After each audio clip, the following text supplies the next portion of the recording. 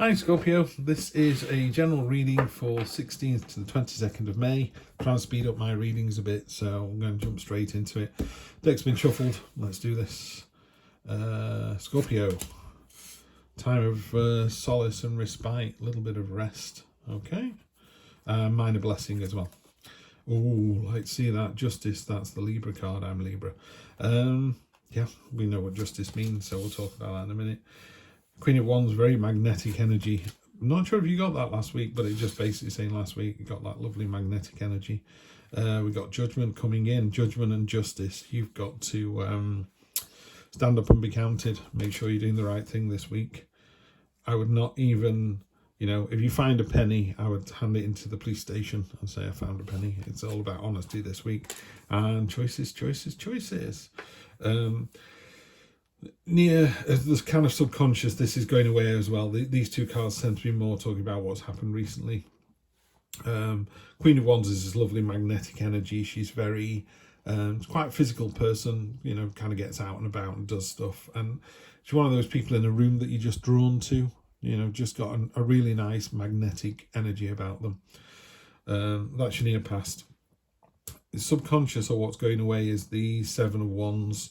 This is typically a kind of guy on the hill and he's knocking all these others down. And this one is, you're this rock solid sort of cast iron lighthouse and everything else is kind of crashing against you. One thing this card does warn is, even if you're in a battle and when you're thinking, I'm going to win this, I don't even know why they're trying. It's like 10,000 warriors, coming up against 10 million. You kind of think, well, yeah, okay, we admire your bravery, but you're not going to win. And it's just wears you down. So that's what it's been.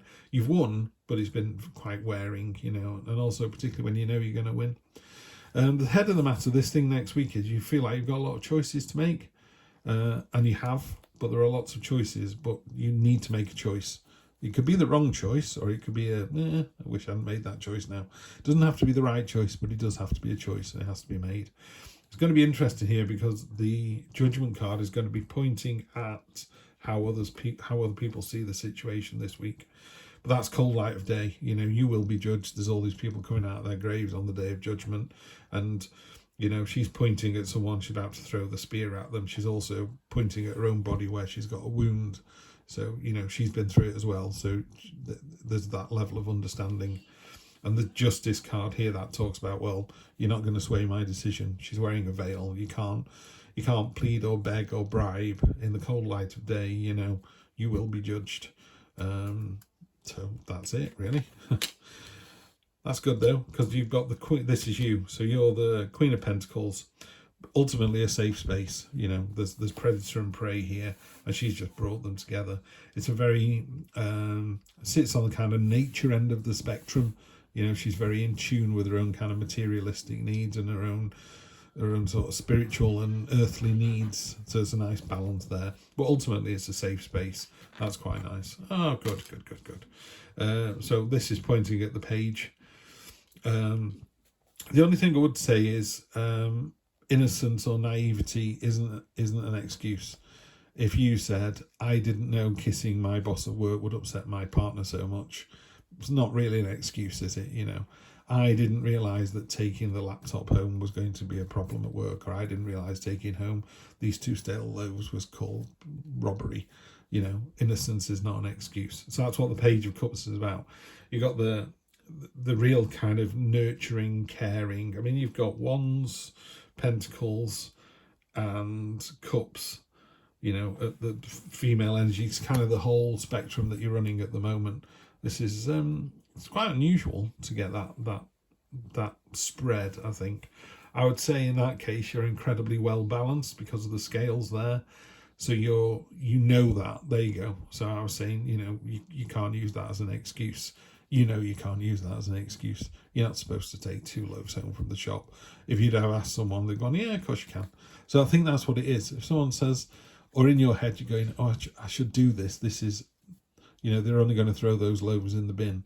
It makes sense for me to take these 2 loaves and give one to the homeless guy on the corner as I walk past. So it could be for a really philanthropic, generous, positive result, but still you just need to ask first.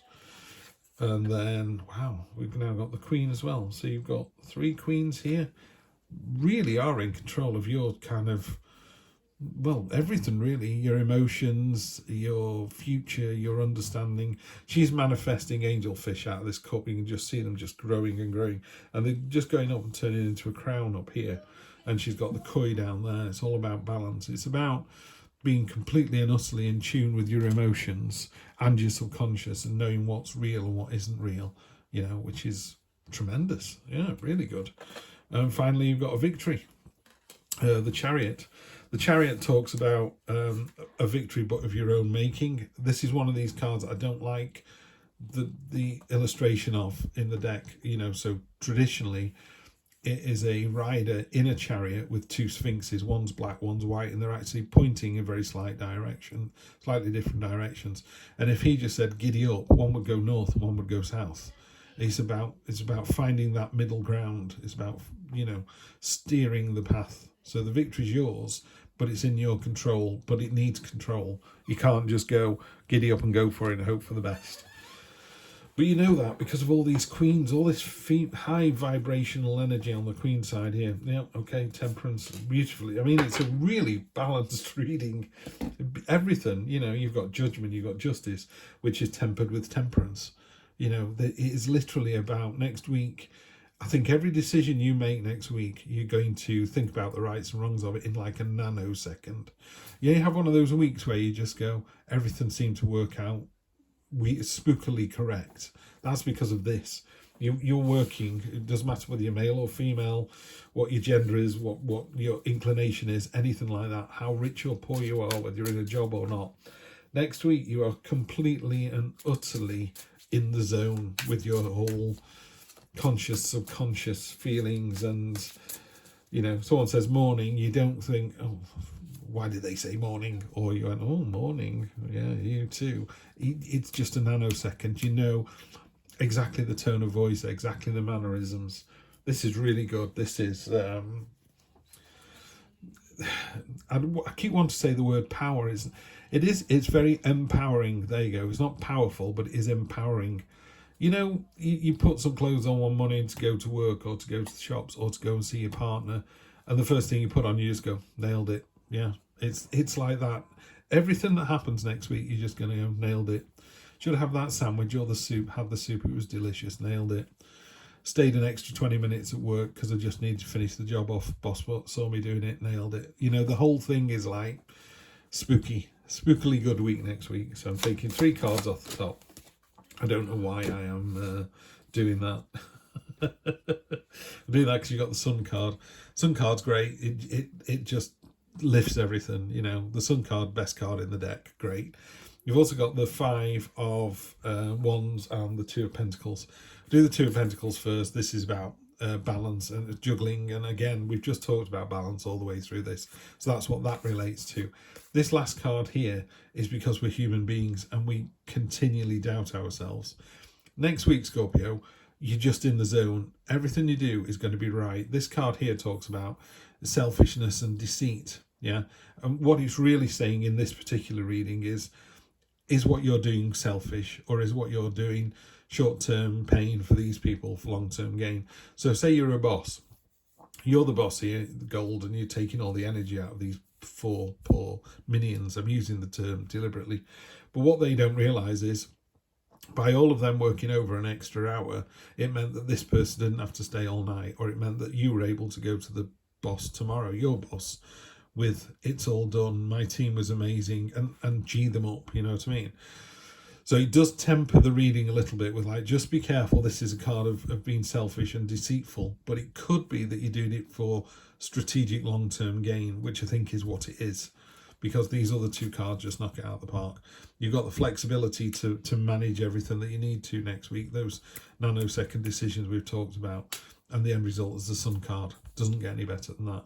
This is going to be a really fantastic week for you next week, Scorpio.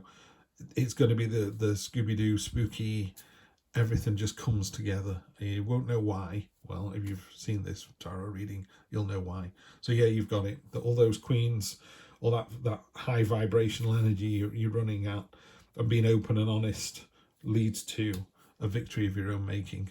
Love it. See you next week for more of the same. Take care.